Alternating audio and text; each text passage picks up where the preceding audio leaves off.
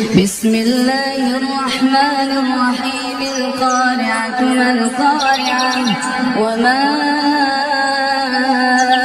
أدراك ما القارعة يوم يكون الناس كالفراش المبثوث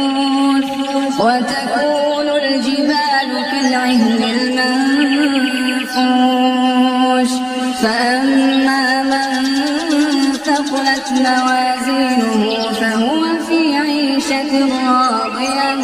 وأما من خفت موازينه فأمه هاوية